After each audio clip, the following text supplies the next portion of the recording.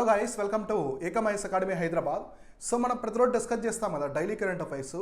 So ఇవాళ ఉన్నటువంటి daily current affairs ఏమన్నాయి చూద్దాం. చాలా ముఖ్యమైనటువంటి అంశాలు ఉన్నాయి ఇక్కడ. నేను డైలీ కరెంట్ అఫైర్స్లో ప్రతి టాపిక్ని తీసుకొని మీకు దాన్ని 360 డిగ్రీస్ ఆస్పెక్ట్స్లో ఎక్స్ప్లెయిన్ చేస్తాను. దానికి సంబంధించి ఎందుకు అది వార్తల్లో ఉందో ఫస్ట్ ఎక్స్ప్లెయిన్ చేస్తాను. దాని తర్వాత ఏం చెప్తానంటే దానికి ఒక బ్యాక్గ్రౌండ్ హిస్టరీ ఏముంది, వే ఫార్వర్డ్ ఏముందో కూడా ఎక్స్ప్లెయిన్ చేస్తాను.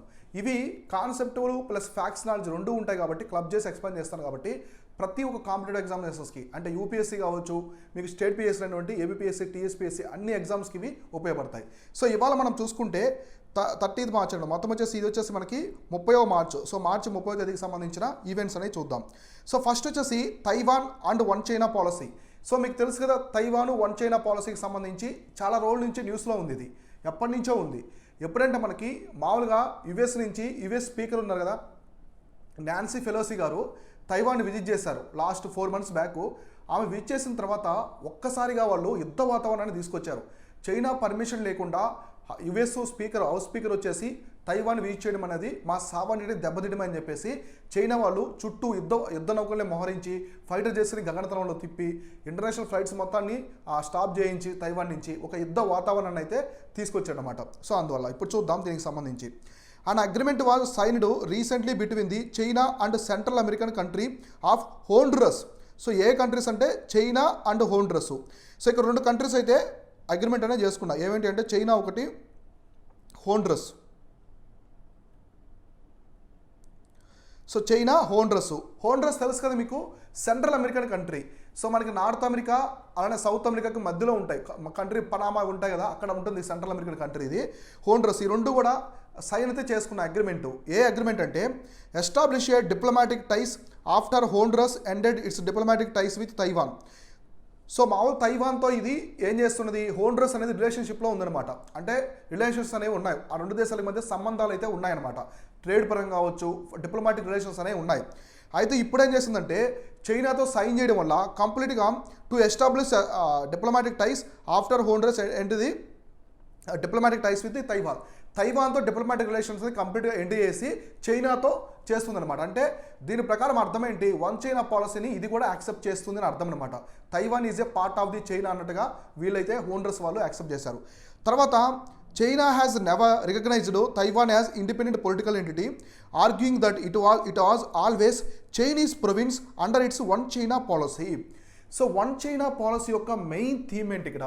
సో వన్ చైనా పాలసీ యొక్క మెయిన్ థీమ్ ఏంటంటే తైవాన్ అనేది ఒక సపరేట్ కంట్రీ కాదు, ఒక సపరేట్ ఇండిపెండెంట్ ఎంటిటీ కాదు, it's a part of China అని చెప్పేసి చైనా అయితే వన్ చైనా పాలసీ కింద ఎక్స్ప్లెయిన్ చేస్తుంది ఇది. సో దీనికి సంబంధించి ఇంకా చూద్దాం మనం. సో ఇక్కడ చూడండి, despite the policy being contentious issue between China and Taiwan for decades, Taiwan has been engaging in separatist activist for independence. So మామూలుగా చైనా అయితే ఇంత అగ్రెసివ్ స్టెప్స్ తీసుకున్నప్పటికి కూడా తైవాన్లో ఇప్పటికీ ప్రొటెస్ట్ అనేవి మనకి ధర్నాలు, ఇట్లాంటి స్ట్రైక్స్ అనేవి జరుగుతున్నాయి అనమాట. సో మాకు కంప్లీట్గా ఇండిపెండెన్స్ కావాలి, చైనాతో మాకు అసలు ఏమి వద్దు, చైనా మీద మా మీద మిలిటరీ డామినేషన్ లాంటివి వద్దు, మేము సపరేట్ కంట్రీ, మాకంటూ మేము పరిపాలించుకోగలమని చెప్పేసి తైవాన్ అయితే వాళ్ళు సపరేటిస్ట్ అయితే ప్రొటెస్ట్ అనేది చేస్తూ ఉన్నారు. సో ఇది ఇప్పటి ఇష్యూ కాదు, ఎప్పటి నుంచో కొన్ని డికేడ్స్ అంటే దశాబ్దాల నుంచి జరుగుతున్నటువంటి పరిణామం. Currently only 13 countries recognise Taiwan. కానీ ఇప్పుడు ప్రపంచంలో మనకి యుఎన్ఓలో చూడండి, మనకి యుఎన్ఓలో ఆల్మోస్ట్ 192 కంట్రీస్ వరకు ఉంటాయి, 192 దేశాల వరకు ఐక్యరాజ్య సమితిలో ఉంటాయి. అయినప్పటికీ ఇక్కడ ఓన్లీ 13 దేశాలు మాత్రమే ఇక్కడ వచ్చేసి ఈ తైవాన్ని రికగ్నైజ్ చేశాయి అనమాట. తైవాన్ వచ్చేసి రికగ్నైజ్ చేశాయి. అవి ఏంటివంటే Marshall Islands, Nauru, Palau. So Palau ఒకటి, Tuvalu, Eswatini, Vatican City, Belize, Guatemala, Haiti, Paraguay, Saint Kitts and Nevis, తర్వాత వచ్చేసి Saint Lucia, Saint Vincent and Grenadines. చూడండి ఇవన్నీ కూడా చిన్న కంట్రీస్. ఏ ఒక్క కంట్రీ కూడా మేజర్ కంట్రీ ఇక్కడ లేదు. తైవాన్ని ఇండిపెండెంట్ స్టేట్గా డిక్లేర్ చేసిన అంటే ఇండిపెండెంట్ స్టేట్గా రికగ్నైజ్ చేసిన కంట్రీస్లో మెజారిటీ కంట్రీస్ ఏం లేవు. మెజారిటీగా ఇక్కడ గమనించండి, పెద్ద కంట్రీ ఒక్కటి కూడా మీకు కనిపించిందా? లేదు. అన్ని కూడా చిన్న చిన్న కంట్రీస్ అయితే ఉన్నాయి. అంటే ఇవి చైనాతో పెద్దగా డిప్లొమాటిక్ రిలేషన్స్ అనేవి లేని కంట్రీస్ ఇవన్నీ కూడా ఎక్కువగా మేజర్గా. మనకి పెద్ద దేశాలన్నీ కూడా వన్ చైనా పాలసీని అయితే యాక్సెప్ట్ చేస్తున్నాయి, ఇంక్లూడింగ్ ఇండియా. సో ఇప్పుడు దీనికి సంబంధించి చెప్తాను చూడండి, మీకు అర్థమవుతుంది. సో వన్ చైనా పాలసీ, ఇక్కడ వన్ చైనా పాలసీ గురించి చూద్దాం. ద వన్ చైనా పాలసీ అంటే ఏంటో చూద్దాం. One China policy refers to idea that China is one country consisting of China and Taiwan. So ఇక్కడ వీళ్ళు ఏం చెప్తున్నారంటే, వన్ చైనా పాలసీ ప్రకారం చైనా అనేది ఒకే ఒక దేశం, అందులోనే తైవాన్ కూడా పార్ట్ 2. సో తైవాన్ కూడా అంతర్భాగమే, చైనాలో అంతర్భాగం అని చెప్పేసి వన్ చైనా ప్రిన్సిపల్ అనేది చెప్తుంది. So it dated back to the origin of the country 1949 when the Mao Zedong led Communist Party won the Chinese Civil War and the nationalist Kuomintang fled to Taiwan and set up government at the Republic of China. So మామూలుగా మనకి Mao Zedong తెలుసు కదా, ఆయన ఒక పెద్ద moment తీసుకొచ్చారు చైనాలో. ఈయన కమ్యూనిస్ట్ పార్టీని తీసుకొచ్చేసి చైనీస్ సివిల్ వార్లో గెలిచి ఆయన ఆ చైనాలో గవర్నమెంట్ అనేది ఫామ్ చేసినప్పుడు అక్కడ ఉన్నటువంటి నేషనలిస్ట్ అనమాట, ఒక నేషనలిస్ట్ పర్సన్ ఉండేవాడు. ఇది వచ్చేసి కుమింతాంగ్ అని చెప్పేసి ఒక పర్సన్ ఫ్లెడ్ టు తైవాన్. ఆయన తైవాన్ వెళ్ళి setup government of the republic China. ఆయన తైవాన్కి వెళ్ళిన తర్వాత అక్కడ గవర్నమెంట్ అయితే ఫామ్ చేశారనమాట, చైనా గవర్నమెంట్ని ఫామ్ చేశారు. సో అందువల్ల తైవాన్ అనేది కంప్లీట్గా తైవాన్ అనేది చైనాలో అంతర్భాగం అని చెప్పేసి చైనీస్ గవర్నమెంట్ అయితే under the one China policy కింద చెప్తుంది. సో రిమైనింగ్ దేశాలకు కూడా చైనా అనేది చెప్పిందనమాట, మీరు మా వన్ చైనా పాలసీని యాక్సెప్ట్ చేస్తేనే మేము మీతో రిలేషన్స్, ట్రేడ్ కావచ్చు, ట్రేడ్ అండ్ కామర్స్ కావచ్చు, డిప్లొమాటిక్ రిలేషన్స్ అన్నీ కూడా ఉంటాయని చెప్పేసి చెప్పింది.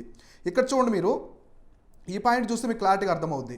Both sides claim to legitimate government of China and for many years Taiwan was recognized as such by much of the international community. మామూలుగా తైవాన్ని మొదట్లో కొన్ని దేశాలు సపరేట్ కంట్రీగా యాక్సెప్ట్ చేసినప్పుడు కూడా తర్వాత చైనాతో జతకట్టాయన్నమాట. చైనాతో అవి తైవాన్ అనేది ఇండిపెండెంట్ స్టేట్ కాదని చెప్పేసి వన్ చైనా పాలసీలో జాయిన్ అయ్యాయి.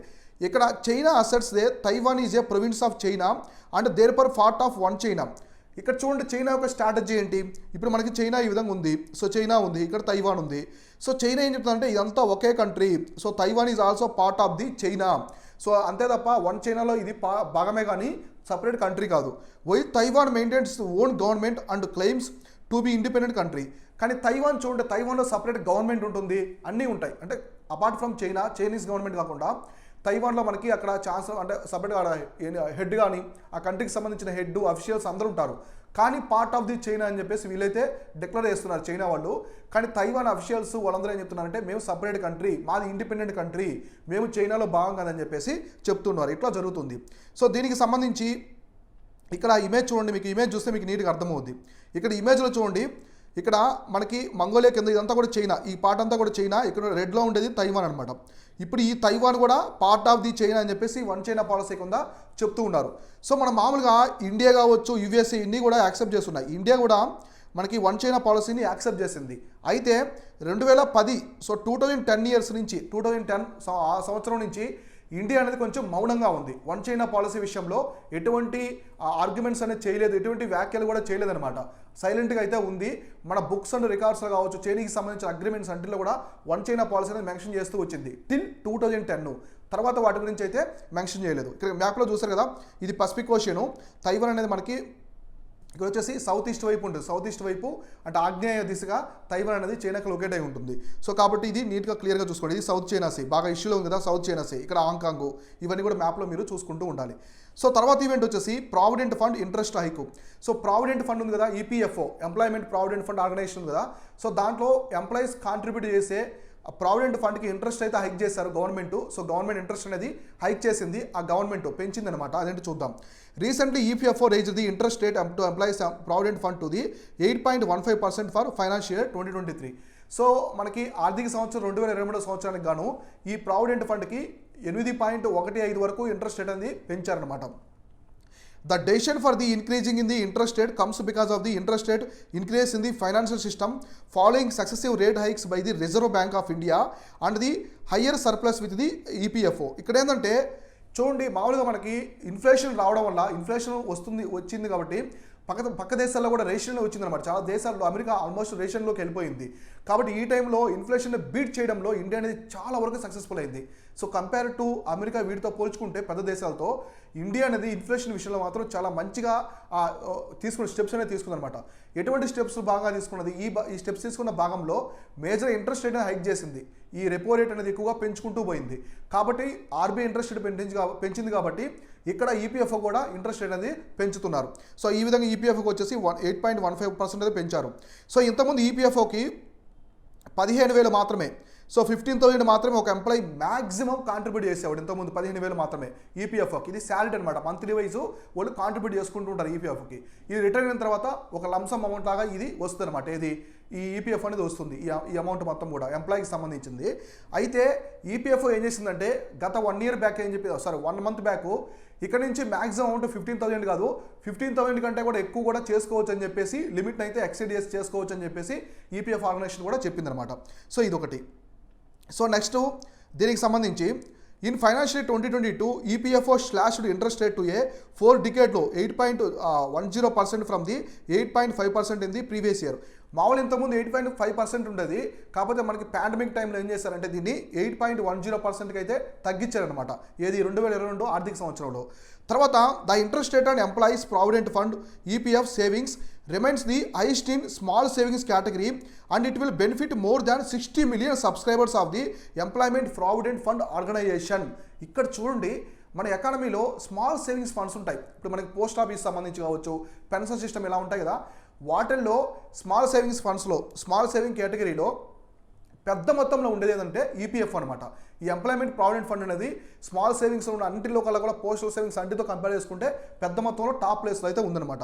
సో ఇందులో మొత్తం వచ్చేసి 60 million సబ్స్క్రైబర్స్, ఆల్మోస్ట్ వచ్చేసి 6 కోట్ల మందికి పైగా ఇందులో ఉన్నారనమాట. ఇదంతా కూడా సో మనకి 16 million వరకు దీనికి 60 million వరకు దీనికి ఉన్నారనమాట. అంటే 6 కోట్ల వరకు ఉన్నారు సబ్స్క్రైబర్స్.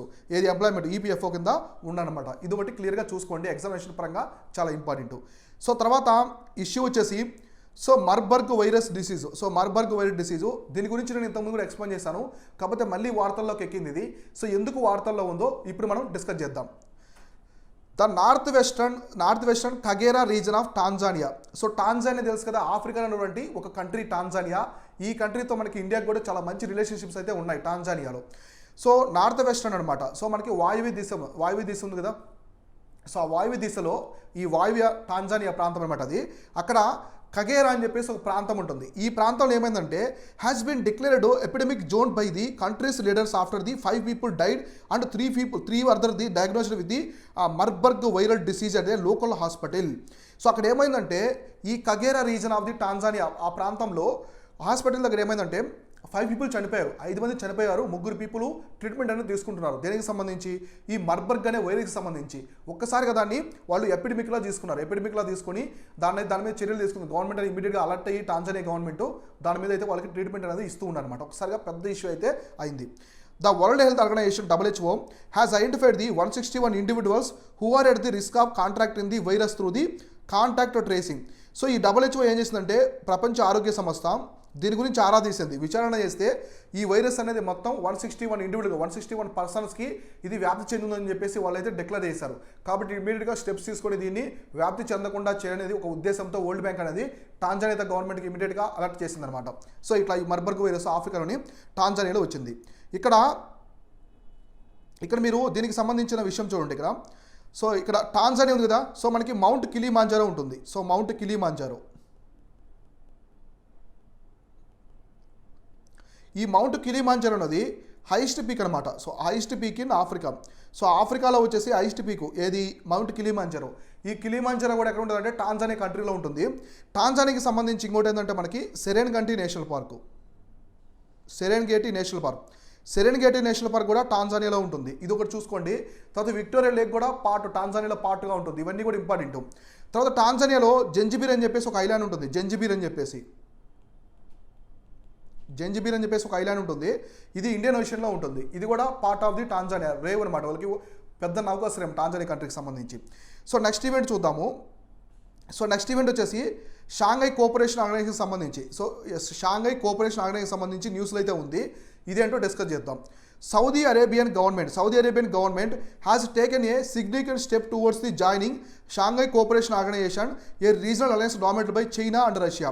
సో మామూలుగా మనకి షాంఘై కోఆపరేషన్ ఆర్గనైజేషన్ ఉంది కదా, ఇందులో ఇండియా పాకిస్తాన్ కూడా 2017 నుంచి పర్మనెంట్ మెంబర్స్ అయితే అయ్యాయి. అంతకుముందు రష్యా, చైనా, కజకిస్తాన్ ఈ సెంట్రల్ ఏషియన్ కంట్రీస్ అయితే ఉన్నాయన్నమాట. అయితే ఇప్పుడు సౌదీ అరేబియా గవర్నమెంట్ కూడా అందులో జాయిన్ అవ్వాలని చెప్పేసి ప్రపోజల్ అయితే వచ్చింది. So during the cabinet meeting issue presided by the king Salman bin Abdul Aziz. So Saudi అరేబియాకి సంబంధించిన కింగ్ ఇమీడియట్గా మీటింగ్ పెట్టి సో మనం కూడా Shanghai Cooperation Organization China, Russia dominate చేసే షాంఘై కోఆపరేషన్ ఆర్గనైజేషన్లో జాయిన్ అవుతుందని చెప్పేసి వాళ్ళు డిసైడ్ చేసుకున్నారు అనమాట. Was approved initiate the dialogue with the SCO. So ఫైనల్గా అయితే ఎస్సీఓతో అప్రూవ్ అయింది. ఇంకా పర్మనెంట్ మెంబర్ అయితే అవ్వలేదు. సో ప్రపోజల్ అయితే జరుగుతున్నాయి, ప్రపోజల్లో ఉంది. ఖచ్చితంగా సౌదీ అరేబియా కూడా షాంఘైలో వచ్చేసి షాంఘై కోఆపరేషన్ ఆర్గనైజేషన్లో మెంబర్ అయితే అవుతుంది. ఇక్కడే ఒక చిన్న కిటుకు ఉంది, దానికి సంబంధించి ఏముంది ఎక్స్ప్లెయిన్ చేస్తాను చూడండి.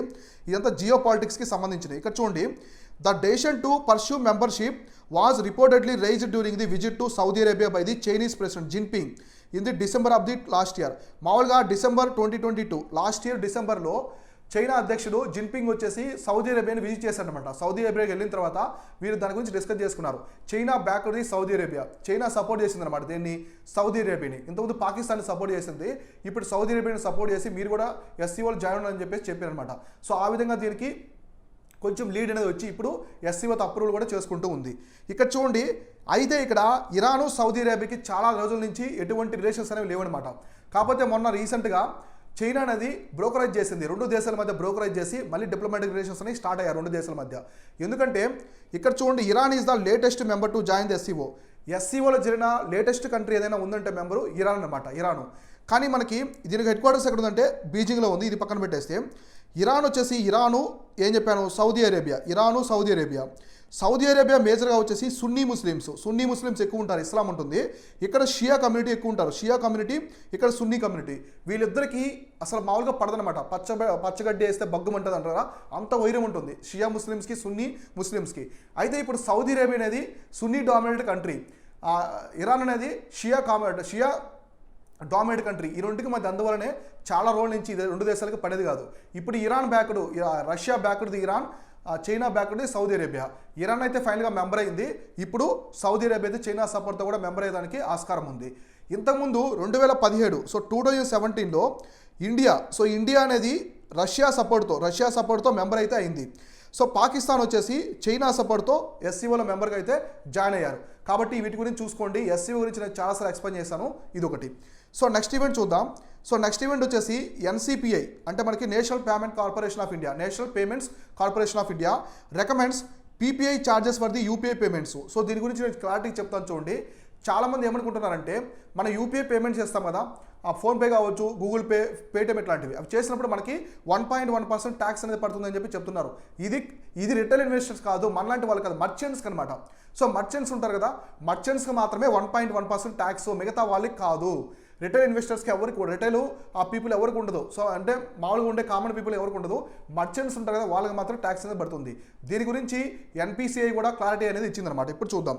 స్టార్టింగ్ ఫ్రమ్ ఏప్రిల్ 1 నుంచి merchants carrying out the transaction through unified payments interface UPI using the prepaid payment instruments PPI will be subjected to charges according to the circular issued by the National Payments Corporation of India. So వీళ్ళు ఏం చెప్పారంటే April 1 నుంచి ఈ UPI payments చేస్తారు కదా, UPI payments చేసే మర్చెంట్స్కి 1.1% tax పడుతుందని చెప్తున్నారు. ఇక్కడ చూడండి, NPCI has issued a circular stating the merchants conducting transactions unified payment service using the prepaid payments PPI will be charged interchange of the 1.1% on the transactions amount over the 2000. So 2000 రూపాయల కంటే ఎక్కువ చేస్తే వాళ్ళకి 1.1% tax అనేది పడుతుందని చెప్పేసి చెప్తున్నారు. ఇది ఎవరికంటే మర్చెంట్స్కి, రిటైల్ పీపుల్ కాదు, రిటైల్ ఇన్వెస్టర్స్ కాదు, ఓన్లీ మర్చెంట్స్కి మాత్రం 1.1% పడుతుంది. మామూలుగా అయితే మిగతా వాళ్ళకి పడదనమాట. ఇది గుర్తుపెట్టుకోండి. దీనికి అంతా హెడ్గా ఎవరు ఉంటారంటే NPCI, national payment corporation of India ఉంటుంది. ఏప్రిల్ 1 నుంచి ఇది అమల్లోకి వస్తుందన్నమాట. సో తర్వాత ఇష్యూ చూద్దాం, తర్వాత ఈవెంట్ ఏముందో చూద్దాం. NASA to send 4 humans to leave on the Mars from the June 2023. ఈ సంవత్సరంలో జూన్లో వచ్చి మార్స్ మీదకి 4 ఆస్ట్రోనట్స్ని పంపుతున్నామని చెప్పేసి నాసా వాళ్ళు అయితే అనౌన్స్ చేశారు. హ్యూమన్స్ అనమాట. ఇంతకుముందు మనకి హ్యూమన్స్ లేనటువంటి మిషన్లు, మానవ రహిత మిషన్లు ఉండేవి, ఇప్పుడు మానవ సహిత మిషన్లు పంపుతున్నారు. సో మార్స్ మీదకి ఇప్పటివరకు ఎప్పుడు కూడా మానవులు అనేది అడుగు పెట్టలేదు, ఇప్పుడు మొట్టమొదటిసారి తీసుకెళ్తున్నారు. This summer the National Aeronautics and Space Administration, ఇది NASA full form, National Aeronautics and the Space Administration is preparing for 4 individual to leave on Mars. Martians అంటారు, మార్స్ మీదకి వెళ్ళే పీపుల్ ఆస్ట్రోనట్స్ని మార్షియన్స్ అంటారు. మనం మూవీ కూడా చూసాం ఇంత ముందు. సో మనం హాలీవుడ్ ఇటల్ మూవీస్లోనే చూసాం, కానీ ఇప్పటివరకు మార్స్ మీదకి అయితే ఎవరు వెళ్ళలేదు.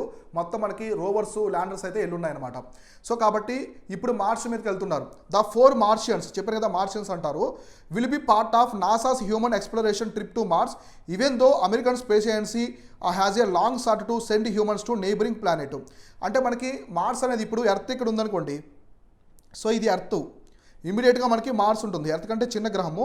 సో మార్స్ తర్వాత మనకి జూపిటర్ ఉంటుంది. సో జూపిటర్ చాలా పెద్దది. సో జూపిటర్ వచ్చేసి మనకి ఆల్మోస్ట్ ఎర్త్ కంటే కూడా చాలా పెద్ద గ్రహం అనమాట. ఏది జూపిటర్ అనేది ఆల్మోస్ట్ చాలా పెద్ద గ్రహం ఇది. సో ఇది జూపిటరు. సో ఇప్పుడు ఇక్కడ మార్స్కి జూపిటర్కి మధ్యలో అస్ట్రాయిడ్స్ ఉంటాయి, మీకు తెలుసు కదా, అస్ట్రాయిడ్స్ అనేవి ఉంటాయి అన్నమాట. ఇదంతా కూడా అస్ట్రాయిడ్స్ ఉంటాయి ఇక్కడ మార్స్ జూపిటర్. ఇప్పుడు ఈ మార్స్ మీదకి ఎర్త్ నుంచి 4 ఆస్ట్రోనట్స్, మొత్తం 4 క్రూ మెంబర్స్ అయితే పంపించాలని చెప్పి చెప్తున్నారు. మనకి ఇన్సైట్స్ కావచ్చు, ఇంతకుముందు రోవర్స్ ల్యాండర్స్ చాలా ఉన్నాయి, మనకి ప్రిజర్వెన్స్ ఇట్లాంటివి ఉన్నాయి. ఇండియా కూడా చేసింది అనమాట. ఇండియా కూడా విక్రము, ప్రజ్ఞాను, చంద్రయాన్ 2కి సంబంధించి ల్యాండర్స్ రోవర్ ఉన్నాయి కదా, ఎగ్జాక్ట్లీ అలానే మార్స్కి సంబంధించి కూడా మనం మంగళయానం చేసాం.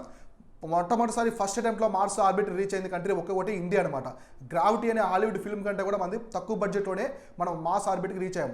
మిగతా అన్ని దేశాలు రీచ్ అయినటువంటి చైనా కావచ్చు, రష్యా, తర్వాత అమెరికా అంతా కూడా చాలా అటెంప్ట్స్ పెట్టాయి, కానీ ఇండియాకి ఫస్ట్ అటెంప్ట్లోనే మనం రీచ్ అయిపోయాయి అనమాట. సో ఇట్లా దీనికి సంబంధించి చూడండి ఇక్కడ ఏం చెప్పారో, also NASA has sending the satellites the InSight. So InSight lander rover mission with the Perseverance rover, the Ingenuity small robotic helicopter and related delivery systems, all of which intended to provide Red Planet with the first comprehensive mission examination. So ఈ విధంగా అయితే వాళ్ళు red planet అనమాట, మార్స్ని red planet అంటారు, మీకు తెలుసు కదా. So అక్కడ ఉన్నటువంటి సాయిల్స్లో ఎక్కువ ఐరన్ కంటెంట్ ఎక్కువ ఉండడం వల్ల రెడ్గా కనిపిస్తూ ఉంటుంది. మార్స్ అనేది డెడ్ ప్లానెట్ అనమాట, అంటే చనిపోయిన ప్లానెట్ అని చెప్పేసి పిలుస్తూ ఉంటారు. ఇక్కడ చూడండి, ఒకటి వచ్చేసి ఇక్కడ ల్యాండర్ ఏంటి, ల్యాండర్. సో ల్యాండర్ ఒకటి ఏముంది, ల్యాండర్ ఉంది, తర్వాత రోవర్ ఉంది, తర్వాత ఇంకోటి ఏముంది, రోబోటిక్ హెలికాప్టర్. సో ఇంకోటి వచ్చేసి రోబోటిక్ హెలికాప్టర్ కూడా ఉందన్నమాట. ఇప్పుడు చూడండి ఇక్కడ ల్యాండర్ ఏంటి, ల్యాండర్ వచ్చేసి ఇన్సైట్, ఇది ఎప్పుడో పంపించారు, ఆల్రెడీ ఎప్పుడో నాసా వాళ్ళు అయితే ఇన్సైట్ అనేది పంపించారు, ఇదొకటి. సో రోవర్ పేరు వచ్చేసి ప్రిజర్వెన్స్ అనమాట, ప్రిజర్వెన్స్. సో ప్రిజర్వెన్స్ అనేది ఇక్కడ చెప్పారు కదా, ఇది ప్రిజర్వెన్స్ రోవర్, ఇది ల్యాండరు. సో రోబోటిక్ హెలికాప్టర్ పేరు వచ్చేసి ఇంజిన్యూటీ అనేది ఇది స్మాల్ రోబోటిక్ హెలికాప్టర్ అనమాట. ఇవన్నీ కూడా భాగం అనమాట, ఇందులో భాగంగా ఉన్నాయి. మార్స్ ప్రోగ్రాంలో ఇవి కూడా భాగంగా ఉన్నాయి. సో ఎవరు పంపుతున్నారంటే నాసా వాళ్ళు అయితే పంపుతూ ఉన్నారు. సో ఆల్రెడీ స్పేస్ ఎక్స్కి సంబంధించి, స్పేస్ ఎక్స్ తెలుసు కదా మీకు, స్పేస్ ఎక్స్ ఎలన్ మస్క్కి సంబంధించింది. ఇది ఆల్రెడీ ఎప్పటి నుంచో కలోనీస్ తీసుకెళ్ళాలి, అంటే మన భూమి అనేది సరిపోదు జనాభాకి, ఖచ్చితంగా మనం మార్స్లోకి వెళ్ళాలి, మార్స్ మీద మనం జీవించాలి, ఒక పెద్ద టౌన్షిప్ని తీసుకురావాలని చెప్పేసి ఎలన్ మస్క్ ఆల్రెడీ ప్లాన్ చేస్తూ ఉన్నాడు. ఇటువంటి తరుణంలో నాసా ఈ స్టెప్స్ తీసుకోవడం ఒక గొప్ప చర్యగా మనం చెప్పుకోవచ్చు. నాసా అనేది మొట్టమొదటిసారి 4 హ్యూమన్స్ అయితే పంపుతుంది జూన్ 2023లో మార్స్ మీదకి. దీని గురించి ప్రపంచమంతా చాలా ఆతృతగా చూస్తూ ఉంది, ఇదొకటి. సో ఇవి వచ్చేసి ఇవాళ డైలీ కరెంట్ అఫైర్స్. ఇలానే ప్రతిరోజు మనం ఉన్నటువంటి డైలీ కరెంట్ అఫైర్స్ ఏమైనా క్లారిటీగా మనం డిస్కస్ చేసుకుందాం. Thank you all.